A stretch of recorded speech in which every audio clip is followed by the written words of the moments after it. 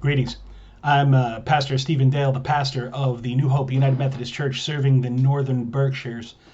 You can reach us at https://new-hopeumc.org or on our Facebook page or YouTube channel. And this is the first reading.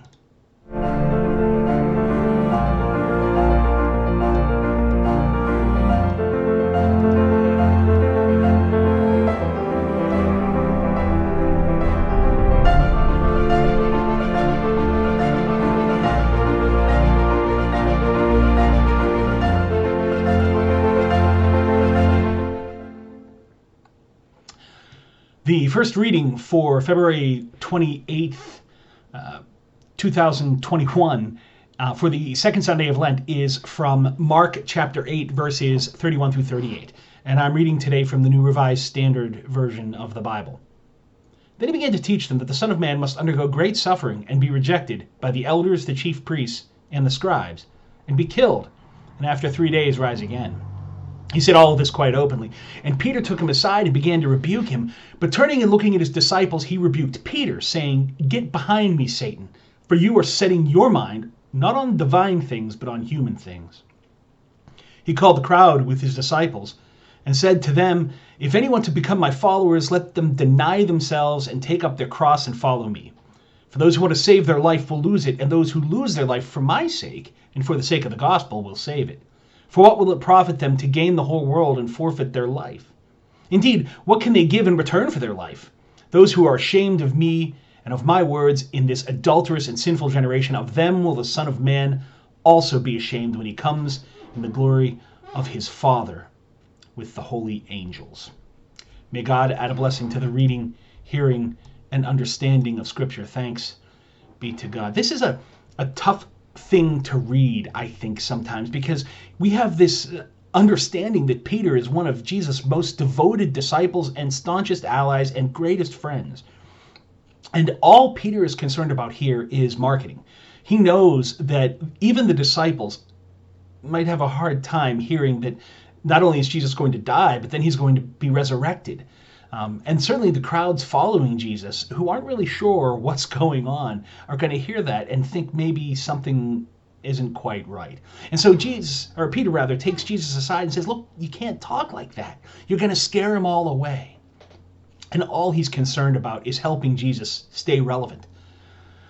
But Jesus rebukes him, and it's hard to hear. Like, it feels like such a strong rebuke. And that rebuke might make us think that Jesus isn't interested in marketing after all. But here's what I think. I think he was. I think he was very interested in marketing. In fact, I think it was one of his major concerns. But what he wasn't interested in is the kind of marketing that appeases everyone, that makes everybody happy, the kind of marketing that puts people in the pews in churches. He rebukes one of his greatest followers here, and he does it publicly, so that everybody sees him. And if you think about it, all the times that Jesus goes head-to-head with the Pharisees and the scribes and the elders of the church, all of those are very public. He picks his moments, and he issues his rebukes, and he makes his arguments, and he chastises, but he always picks his moments. It's always a public affair, or a time when the things that he is saying are very, very contrary to what is done, because it's always been that way. See, the thing is that Jesus was very concerned with marketing, but he wasn't concerned with making sure that everybody was happy all the time and comfortable all the time. Jesus was concerned with marketing that was going to build a church that was going to change everything, the whole world. And so maybe as church people, we ought to be concerned with the same thing. Instead of worrying so much about drawing people into the churches and keeping them there with easy messages or lighthearted gospel, or just good music and multimedia and all of those things. I mean, those things aren't bad. We live in a post-Christian society where people aren't being raised in the church, and anything that we can do to get people to start to turn back to the church is a good thing. But then we have a responsibility to not give them the easy way, but to remind them that being a follower of Christ has great blessings, but also requires some sacrifice. We have, like Jesus, the responsibility to market ourselves not as the easy way to happiness, but as the hard but incredibly rewarding way to glory. So that's the first reading. What do you think? Comment. Let me know what you're thinking.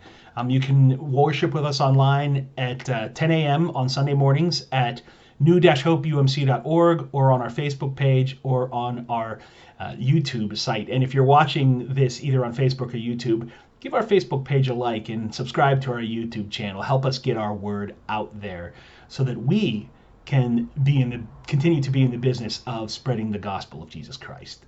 God bless.